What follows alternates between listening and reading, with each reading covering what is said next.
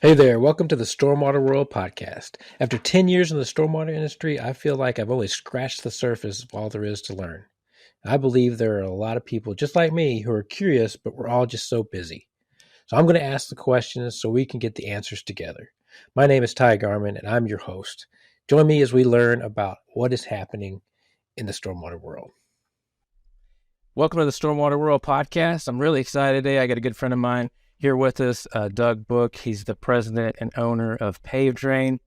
And we're going to get right out of the gates with our conversations, as I've mentioned, that I want to take out of the hallways and bring to everyone that's listening some of the best information out there that we can.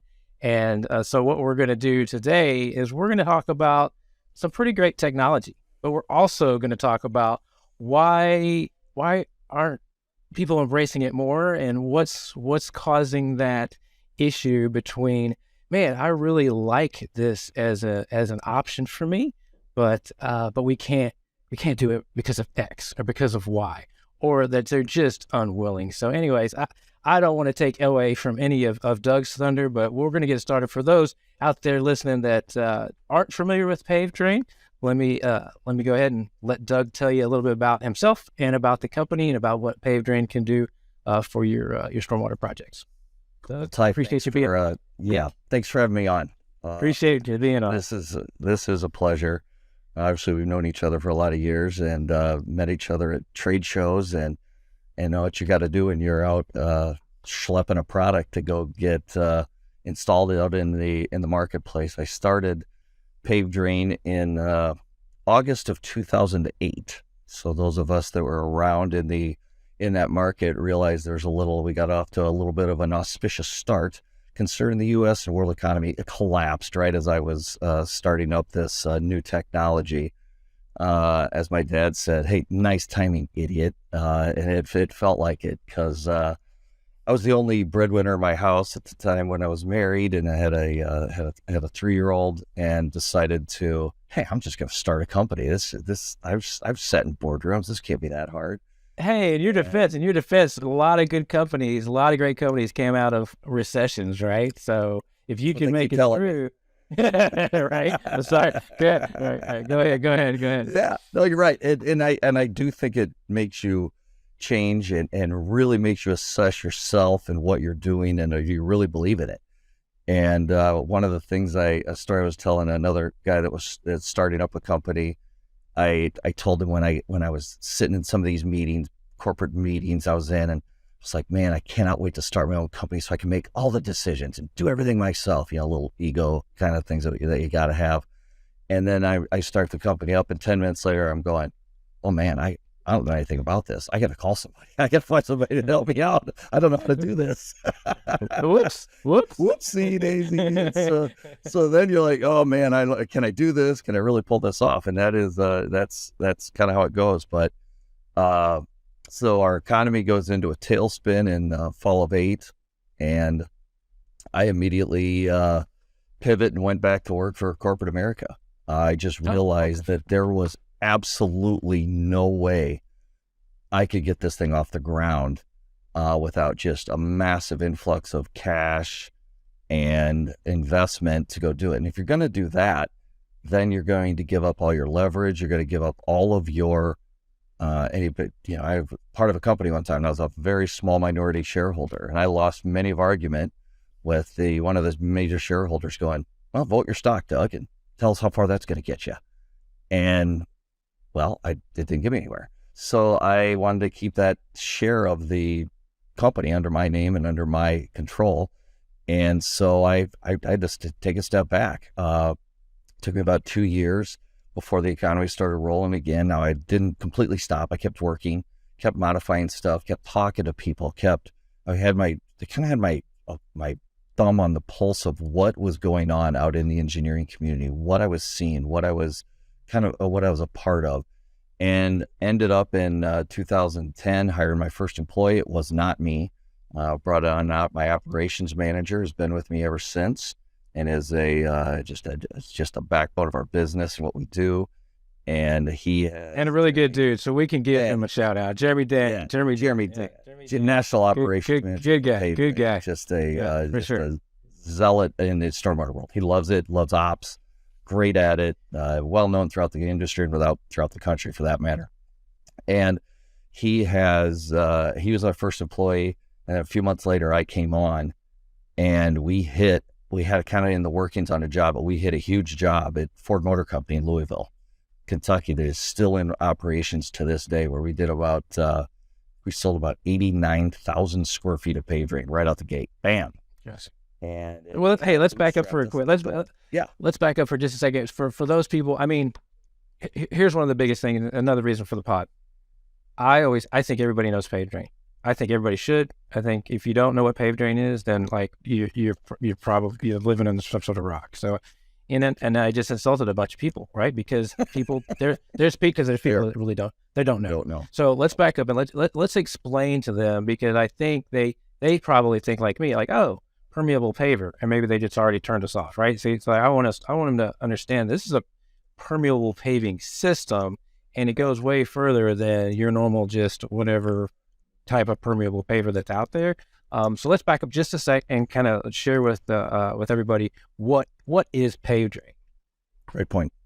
I was in the paver world for about 5 minutes, and I saw some massive shortcomings. They didn't kick me out. I chose to get out of that one. I was in and out, and it didn't work. So I just saw all these massive shortcomings, and one of the very first ones that I saw was they're using the wrong geotextile underneath the permeable paver system. They use 6-ounce non-woven, felt like geotextile is a terrible product for what they're trying to do. You're loading up a saturated soils, you're filling it with rock, dumping water into there with maybe some silt sedimentation, get through, caking, clogging. It is the wrong geotextile. So that was the first thing I did. Second, you're getting in your own way, right? Like, so if you explain it to me as I'm a 5-year-old, you're just kind of getting in your own way. Yeah, you're not doing this right. This is not how you picked this product because it was cheap, not really understanding what it was, why it did what it did, or how it does what it does, and why it fails or why it works. You just picked it because it was cheap. It's just cheap never wins. Think of all the terrible cars that have come out there. Well, it's cheap. Gone. It's cheap. Gone. Right. The race to the bottom is just not where you start. And so I started there. And if you're going to build a good house and a good foundation, got to have the foundation built right. And so we based it off of that. Did a lot of work with Tenkata Mirify at the time. Mirify, geotextiles, woven monofilaments, multifilament geotextiles, really had a good bracing, a knowledge of that. I distributed that product, so I had a good working knowledge of it. So then you go up through the rock and all the different things. I was on some job sites, and man, the contractors watch them struggle with all these different rock gradations and everything. Wouldn't it be a little better and a little easier if you only had 1 or 2 rock gradations? Well, of course, rather than imagine 2, 3, or imagine 3 or 4 of them. That all comes into play. Then it comes down to the very top. So pavers just, when they're talking about manufacturing, all they care about is so they call it board space on a paver machine or block manufacturing machine. Let's say that machine is the production board is 2 square feet. I'm just throwing out a number. Do you want to manufacture a product that covers 1 square foot of that board, or do you want to manufacture a product that covers 1.95 square foot of that board?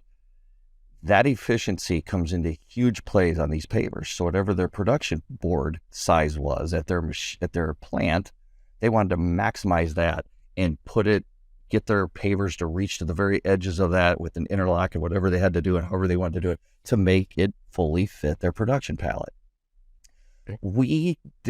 I didn't quite, I get it. I buy into that. That makes a ton of sense if you're trying to sell all sorts of pavers. With what we were trying to do is sell a system, and you had touch base on it earlier. I'm not just selling the PaveDrain block. I'm selling the PaveDrain system, which includes a high-strength woven monofilament geotextile, the correct rock, a geogrid placed on top to keep the legs and everything up out of the salt, and also to put the block on top of it that does not and is not backfilled with sand, rock chips, number 8s, whatever you want to call it, between the joints. Leave it open. which is a drastic change from what the pavers do. They have to have that rock in between it. It's called aggregate interlock. If they don't have that rock between those joints, because of the way the pavers and the size of it, they just fall apart. PaveDrain blocks are made on a block machine. They're a little different ASTM, but it's still a concrete masonry product. It's the same technology has been around since the 1950s. And it is a very big product when compared to a paver. A lot of pavers are 2 5/8 inches thick, may weigh 4 or 5 pounds. An individual PaveDrain block measures 12 inches by 12 inches, is 5.65 inches thick, and weighs in about 50 pounds for our arched unit. Our heavy duty unit, which means no arch in it, that weighs in about 65 pounds around the country. Pretty so it's completely different. Product. I mean, it's basically completely different. I mean, it's almost unfair to put it in the same category as the other pavers. Which is what we really did every day. We spend a staggering amount of hours. We're not a paver. We're not a paver. We are not a paver. That's all we sit there and say. And you've done some marketing for us that just says, not a paver, hashtag not a paver. And the reason is we don't fit. And it's not. It's a block. It's a paver. And somebody may say, tomato. Well, come watch us infiltrate versus what a paver does. And we'll show you what the difference is. Now come maintain us versus come maintain the other stuff. Now you'll understand the difference. And that takes time. It takes a decade. I had a conversation this past spring, with a valued friend of mine, reputable, just knows what's going on in the industry. And he goes, so how long's PaveDrain been around? I feel like I've heard about it forever. Well, called about 10 and a half, 11 years is what we've been at it. And he goes, oh, so you're just a baby product in our industry. And after I fell out of my chair going, man, he's right. Yeah. Dang, this does take a long time to get going. It just does cycle through the municipal markets and cycle through the engineering world. Nobody in the engineering world throws their hand up. Oh, I want to be first. Let me do it. Let me be first over the hill. No engineer ever says that. And that's the problem with a little bit different take. And we're really, we're tweaked this much different, as I'm holding my fingers an inch apart that you can't see, from a paver, but it's a big difference. But therefore, does anybody want to really go do this? And nobody wants to be first. And that is what we have battled. Now, once we get in, and we get a lot of repeat business. We get a ton of repeat business. Now, have we had our challenges? Of course. Who doesn't? Well, let's bust some misnomers then while we're at it. Before we move on to some of these other the topics that I know you'd like to discuss, is so I don't know, where did I see that recently? Like somebody was saying, or we were talking offline or whatever, that they think, oh, if I do my parking lot, I have to either do it all asphalt and use other solutions, or I have to do it all PaveDrain. And that's not true. That's not true. But I think that, and correct me if I'm wrong, and to fill in the gaps, I feel like you can use a combination of your standard way of making a parking lot, and you can use PaveDrain, and it can actually reduce some footprints, or maybe I'm saying that wrong, reduce the amount of other things that you would traditionally need. But that I know I'm probably jacking that all up. But let's just kind of break that mentality that it's all or nothing with PaveDrain, and that PaveDrain actually is very, very good in conjunction with other things. That's a great segue. The words that you were looking for is kind of run-on ratios. Run-off ratios, run-on ratios. That's where your tongue got all tied up in it. That's why I'm the interviewer, and you are the interviewee. Yeah, my tongue. It's almost like I've said it 14 times today. So go ahead. What was that again? Run-on ratios is that And so what is a run-on ratio? So it's the amount of impervious surface area running onto a permeable surface. So if you have, and that counts as traditional asphalt, traditional streets, roofs, traditional concrete, that runs off, carrying debris with it into a permeable system. Early technology, as everybody knows, it tends to improve. Just look at the light bulb. And you look at automobiles, look at trucks, look at everything. It all tends to improve. We're really being touted around the country as kind of a second generational second generation permeable surface. So all the original permeable surfaces, pavers, pervious concrete, pervious asphalt, had sought low run-on ratios, meaning 1-to-1, 3-to-1, 5-to-1. No more than 5-to-1 square foot of a traditional impervious surface running onto a permeable surface. And the reason is debris. They can't handle a lot of debris. They can't handle a lot of trash, everything that gets carried along in a first flush after a storm event that gets washed onto it, which tends to plug it. The other little caveat to that is, who doesn't like selling material? If you're selling something, and the rules say no more than a 3-to-1 run-on ratio, man, that means on my 10,000 square foot parking lot, I get to sell 3,000 square foot of my permeable surface. Wow, this is awesome. And everybody gets happy about that. Well, what happens if a disruptive technology, which is what we are, comes along and says, how about 1,000 square foot? Hey, wait a minute. You're not following the rules. Damn straight we're not. We're trying to bust the rules, and we're trying to sell our product. You do what you do, we do what we do, which is why we had to get out of that being called a paver. It had to go away for us. So we got into more and more, what if you're an owner and you're only charged with, you only have to buy 1,000 square foot of an expensive product, or 3,000, 4,000, 5,000, 10,000 square foot of a cheap product. Math works. That's where we tend to shine on that, and that tends to really play out in our favor. But that being said, you still got to build it correctly. It's still got to be built as a system, as we designed it, as we put it together, because we've had it happen the other way. People have cut corners, done stuff, put in the cheap geotextile. It's probably the third or fourth job we did. 2 weeks after the job was installed, and it was out east, and it was out in Maryland, and it was a roadway, it was a county roadway. Put in the PaveDrain went in, and we had a very specific high strength a Mirify geotextile with that one. It was Mirify RS 580. It was their newest geotextile. Stuff was strong, and the reason was the soils beneath it were garbage. They were horrible. It was muck, and we needed the highest end geotextile we could put in down there to withstand the strength of only putting, I believe it was only about 12 to 14 inches of rock on top of it, and then PaveDrain on top of that, and then car traffic. Well, that was a very expensive geotextile. If I remember, it was about, at the time, it was around almost $4 a square yard. Well, a 4-ounce non-woven at the time is about 40 cents a square yard. So what do you think that somebody wanted to change out? I can't really say who changed it out, but it wasn't the contractor. It was somebody else that kind of jumped around it and put in a really cheap geotextile. Put the rock on top, put the PaveDrain on top, started driving traffic over the top of it. Well, the PaveDrain started looking like a wave. Guess whose fault it was?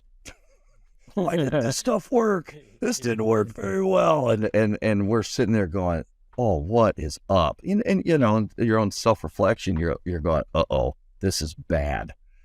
And then we start digging into this thing, literally popping up the blocks, digging down. Well, the geotextile had pushed and moved its way up. Some of it was only a few inches from the bottom of the PaveDrain. So it had just blown it apart. And so then it's like, wow, now we know what this culprit is. And, a couple of legal threats, and all of a sudden you're no longer the bad guy.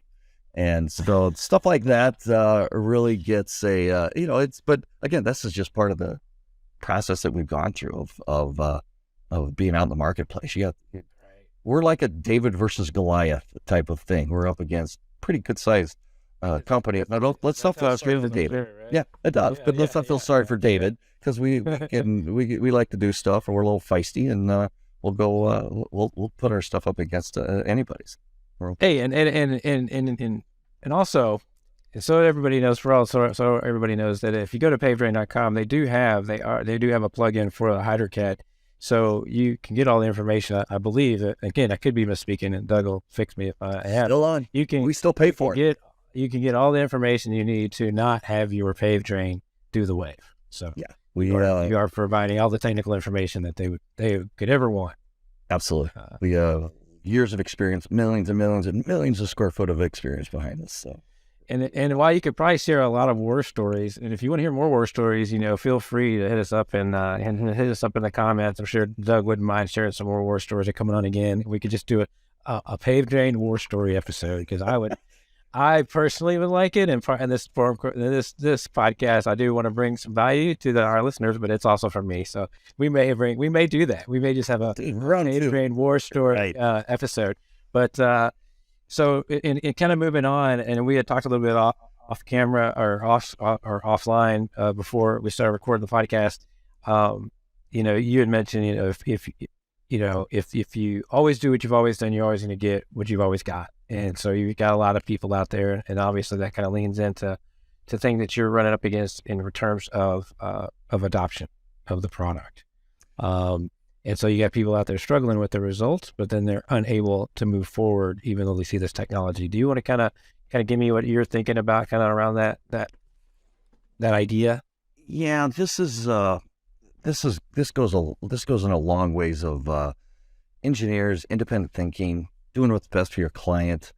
Government just doesn't know what's always best, right? And just take that with a grain of salt on some.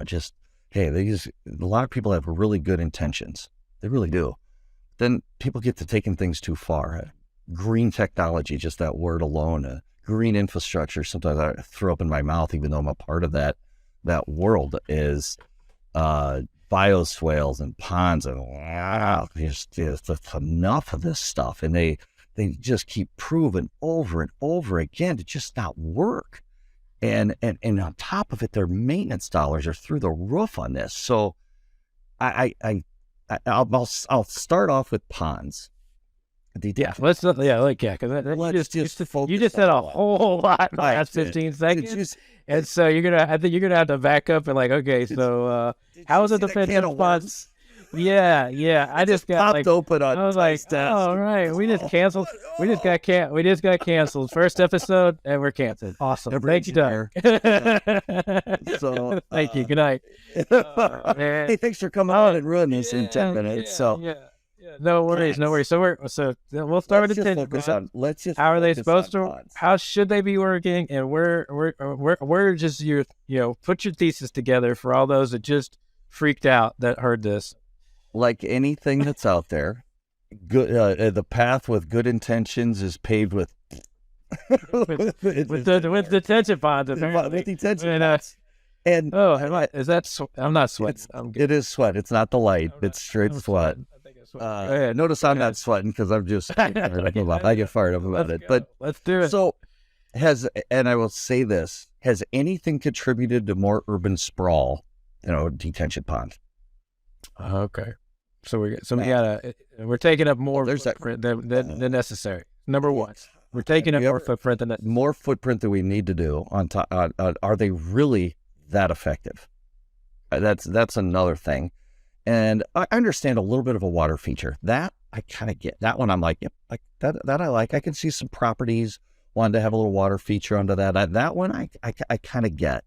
But when you pull into a new development or a new shopping area or something, and in the front of the development is an L-shaped 2.5 acre detention pond, with somehow got a fence around it with weeds growing up all around it and mosquitoes flying all over the place, looking like birds. And that's what we want to do. That's what we're after.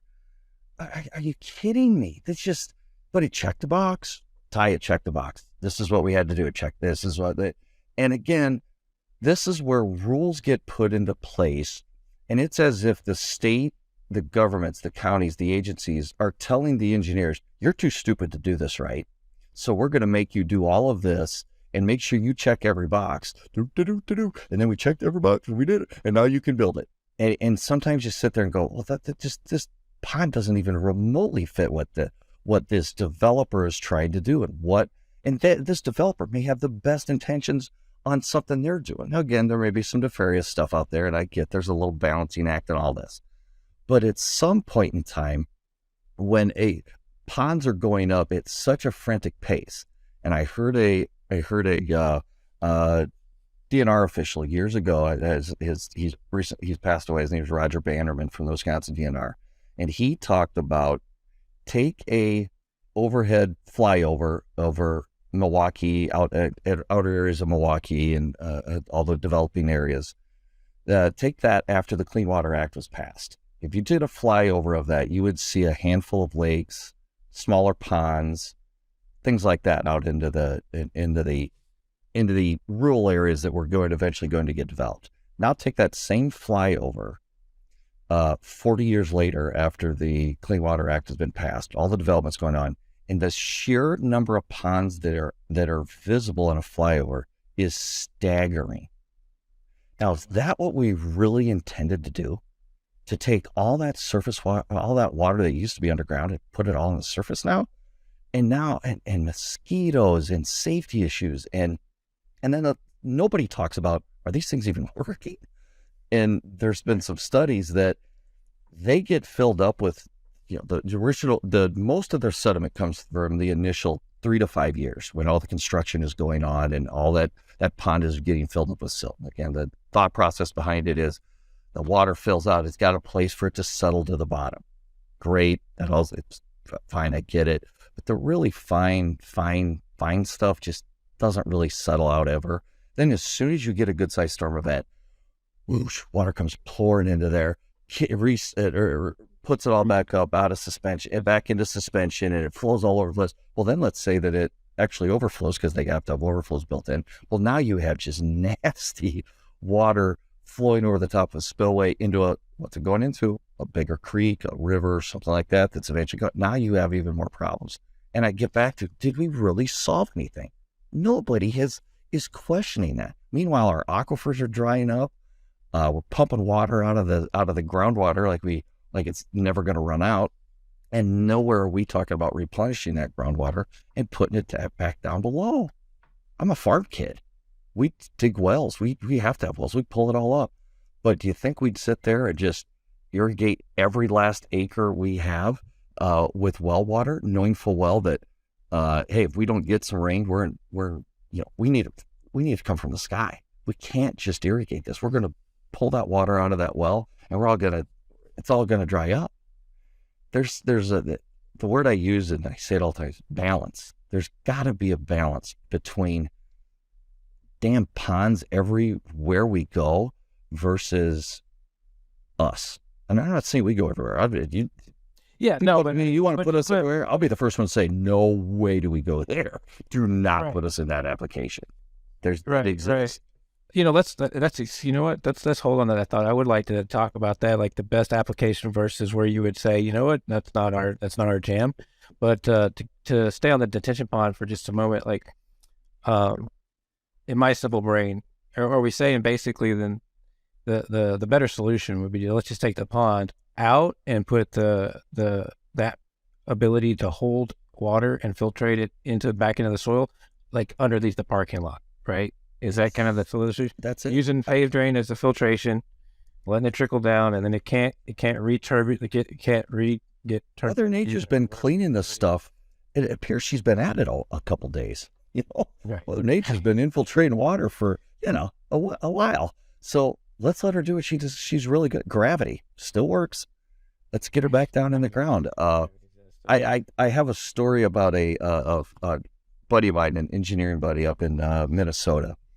And he was talking about one of their detention ponds that they had to deal with in a residential neighborhood.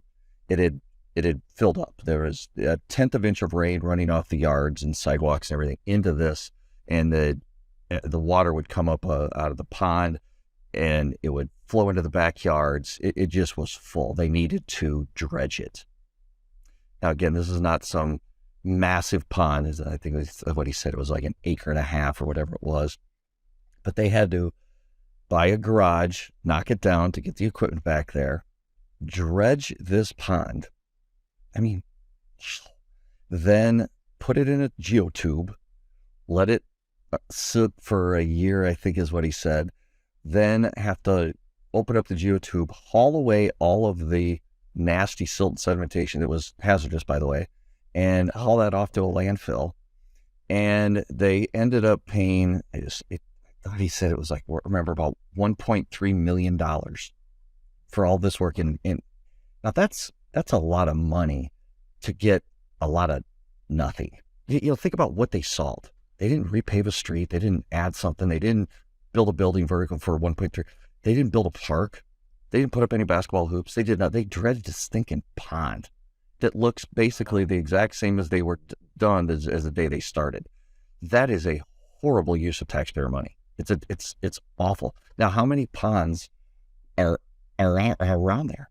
Well, the one municipality York, he said there's 3,500 ponds. All of them are due. Oh, wow. Oh my gosh. Oh, that's a big number. Now, how do we do this? How do we, you don't want to dredge it. Might pump it dry. Get the water out of there. See it covered up. Let it be. If you don't dredge it, let it be. Now take our development aspect that we talked about a little bit earlier. Now take that development. Right. All right. First of all, who's paying for that pond to be dredged? Everybody looks around. The municipality puts their head down because they know it's probably them, and they don't want to have to pay for it. Now, if you're a developer and you own that land and you own that pond, oh man, that's 2.5 acres. Well, first of all, it's prime real estate. Now, second of all, let's go. I don't want to have to raise my rent on my tenants so high that they got to pay a stormwater fee or whatever we're going to do, dredging fee, whatever we're going to call it, to dredge that out. So let's say they just pull the water out. It's pretty cheap. Now you've got all that silt sedimentation. The last thing you want to do is disturb it. Why don't you come in and cover it up? Put these liners on it. They got all these different things that can go over the top of it. Now, you're not going to be able to put up a high rise on that. We get that. But a lot of buildings go up without, massive 10-foot footings or anything like that. Spread Right. footings, everything you do. Well, now all of a sudden you're selling acres of land, 2.5 acres of land, prime real estate on a corner lot, that you're getting rid of that pond. Okay, now how do we meet the stormwater? Well, I'll bet you $100 that asphalt parking lot is shot. It's junk. Why? It's in the Midwest. It's freeze thaw. They're always shot. So why don't you go into that asphalt parking lot, carve up 5,000 square foot, 8,000 square foot, whatever's needed, dig down, line it with a high strength woven monofilament geotextile, fill it with rock, put PaveDrain over the top. Now drain all your stormwater to this. You have to rebuild the parking lot anyway, but that is exponentially cheaper than dredging anything that's out there. This can be done. This is just one way of, green technology drives me crazy. Green infrastructure. I like smart technology, smart infrastructure. That is what I would love us to be associated with, that we're doing things smarter, better, efficiency of doing this rather than put it in that.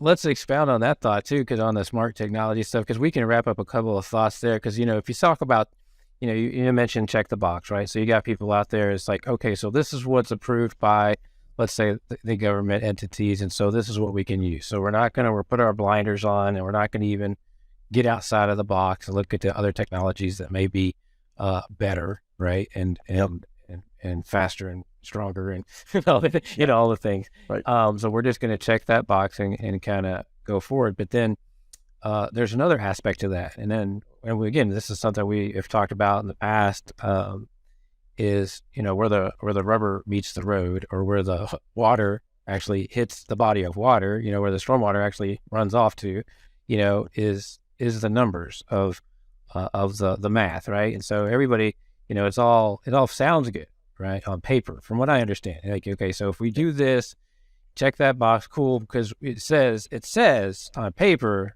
based on the numbers, that we're going to get this result, right?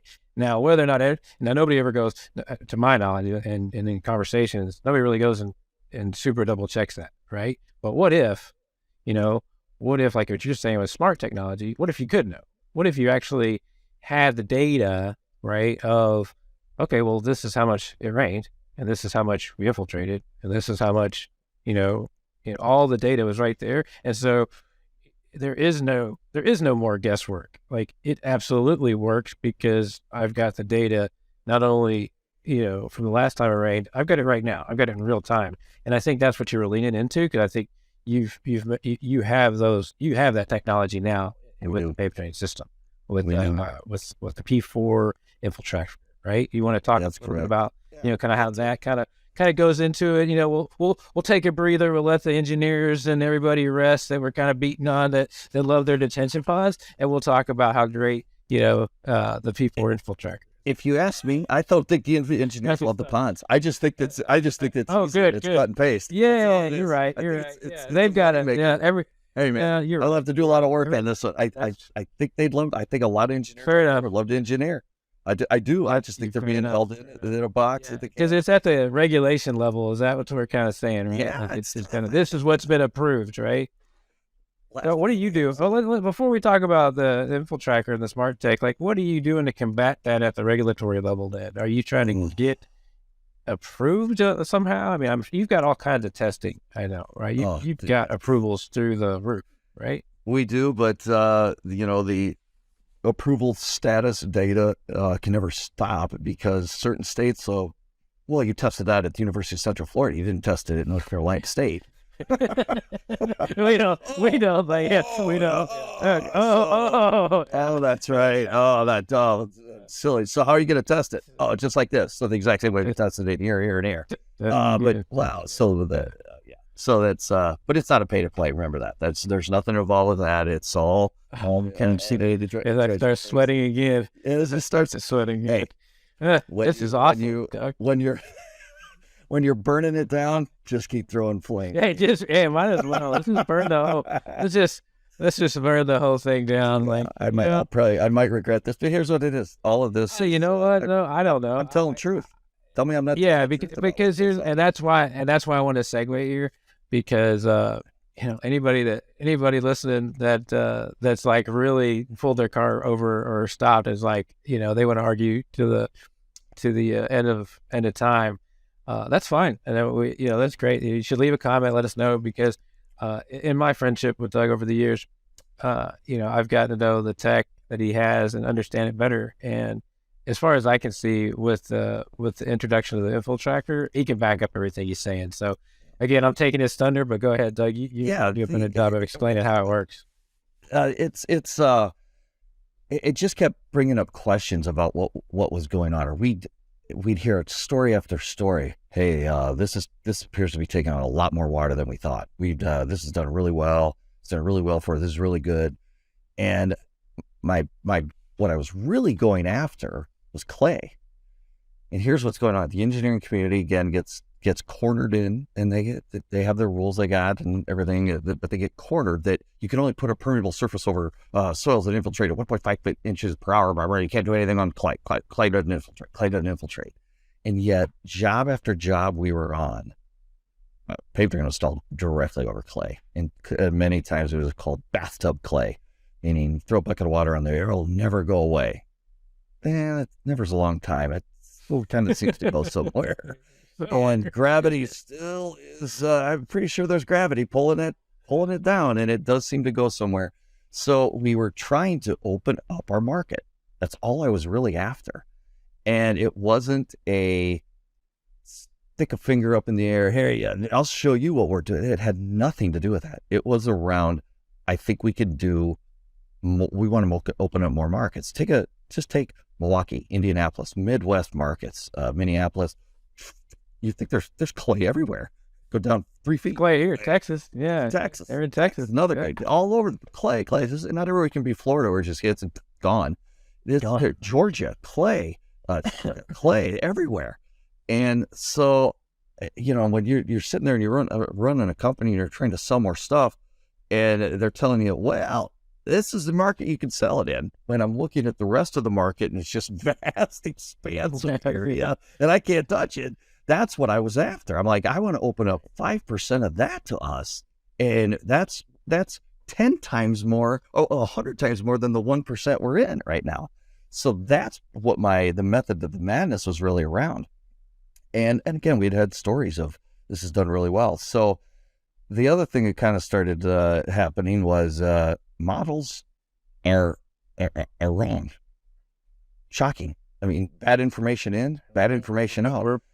We're busting it all. We're burning it all down today. We're burning it right down. Here we go. Models get models. And again, models are, they're still good, educated guesses for the most part.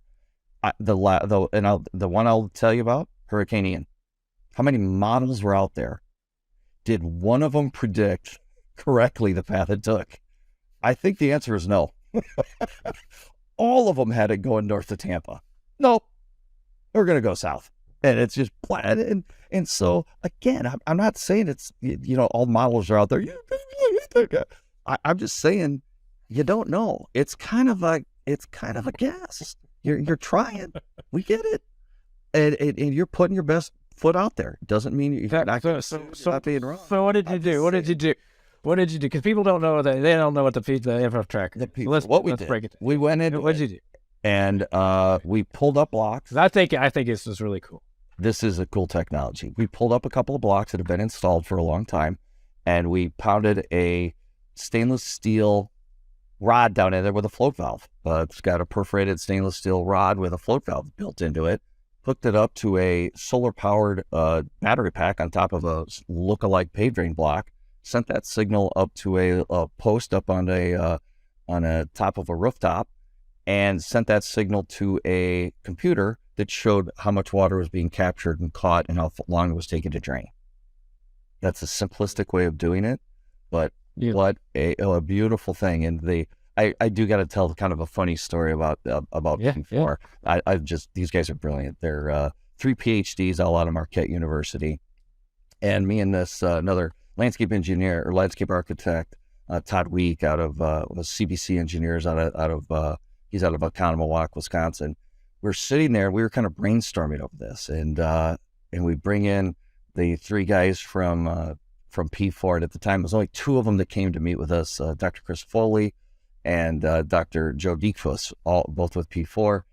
And we're sitting in a room at the Water Council building in Milwaukee, and we're on a whiteboard, and I'm just kind of drawing up. We got PaveDrain here. We want to be able to measure this up, and this meeting takes place in like March.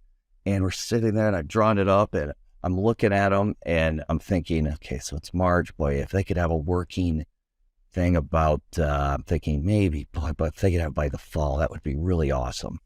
And we're sitting there, and they go, well, I think we could have a working, system down, really ready to go for you by, it's for you to look at by next Thursday. And then what year is this too, by the way? Just so people know, this has been out for a while. Yeah, this is in 2019. A couple of years, right? Yeah, 2019. Gotcha. And I'm sitting there Thursday, and I'm laughing because I'm thinking, do you know how things working here? I'm giving you runway until October. And they're sitting there talking about next Thursday, and Todd and I kind of look at each other like, okay, sure, you're going to have this work the next Thursday. Hey, tomorrow we're going to be ready for you. So we go to their shop, and on one side of the room they got a plexiglass covered stone reservoir with their float valve in it, with a mock little PaveDrain on top of it, and they got a tube dumping water into it, a hose dumping water into it, and then a valve at the bottom of it.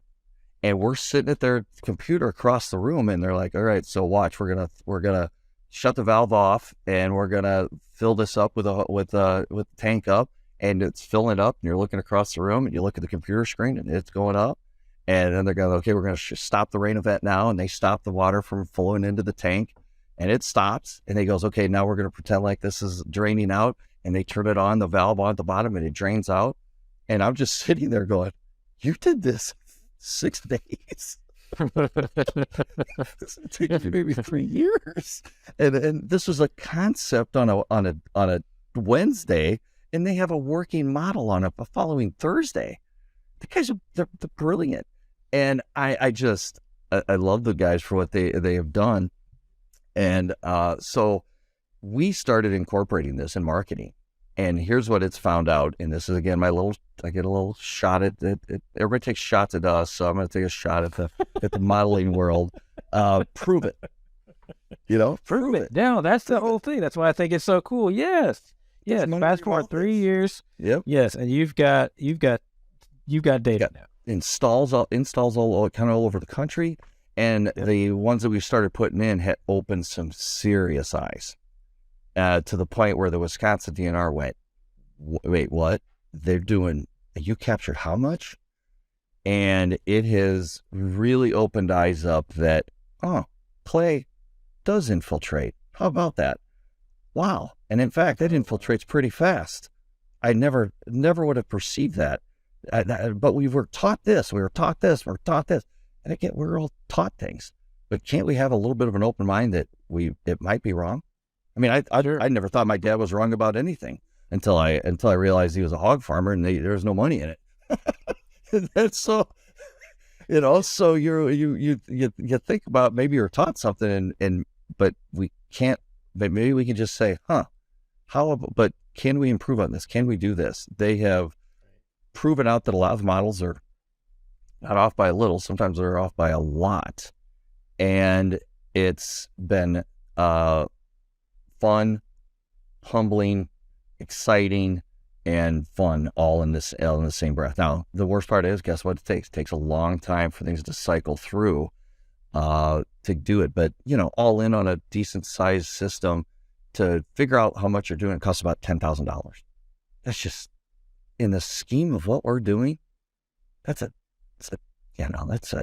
pixie dust in its scope and size of what we're doing on an infrastructure scale.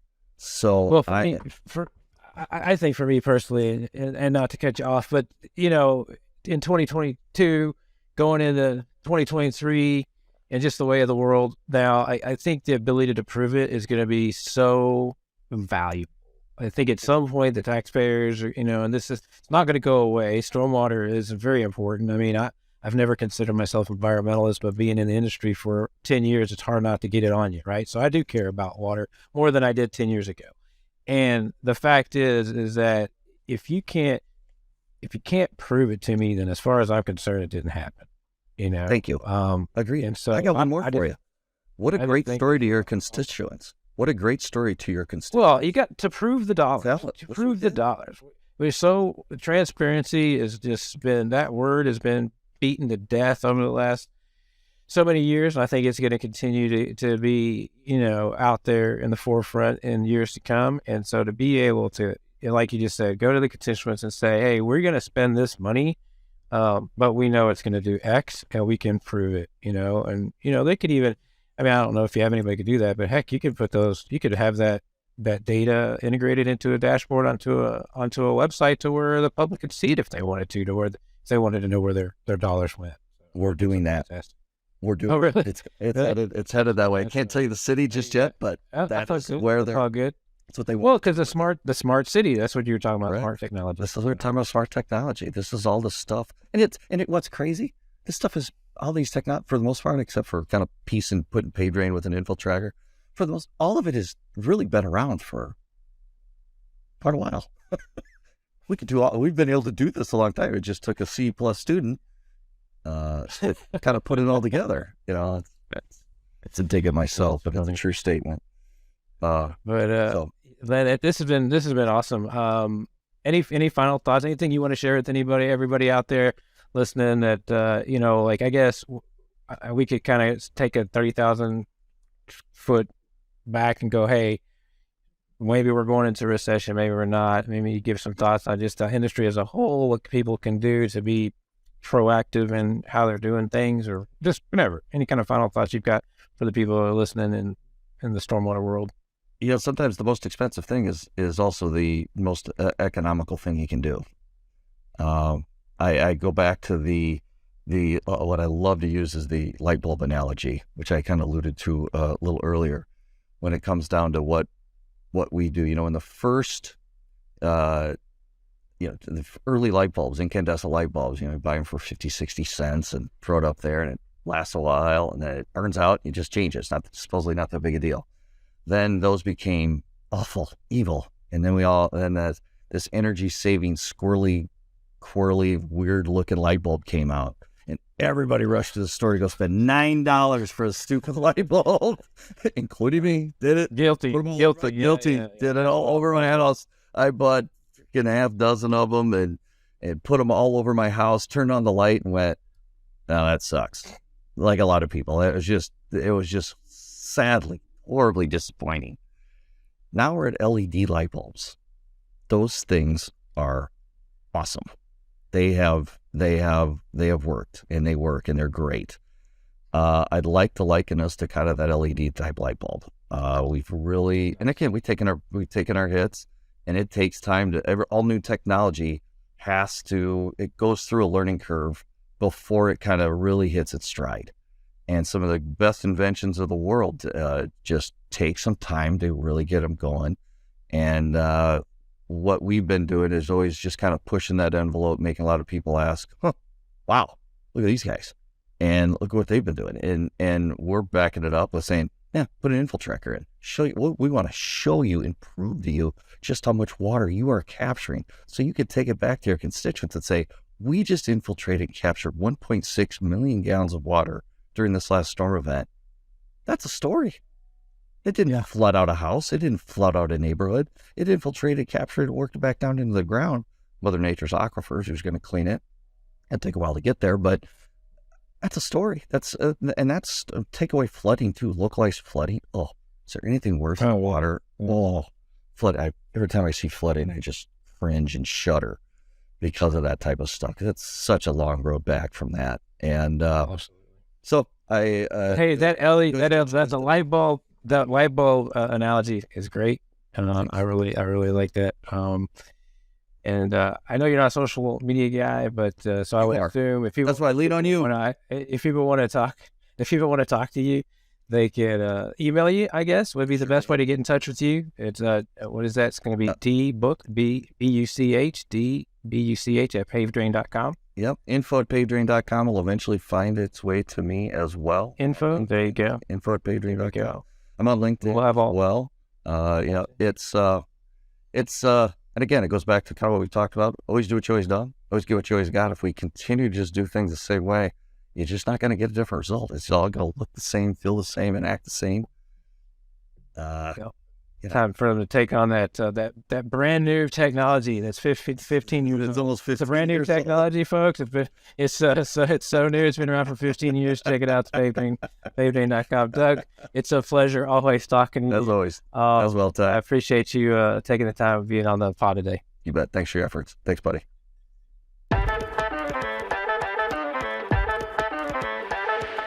Thank you for listening to this episode of the Stormwater World Podcast.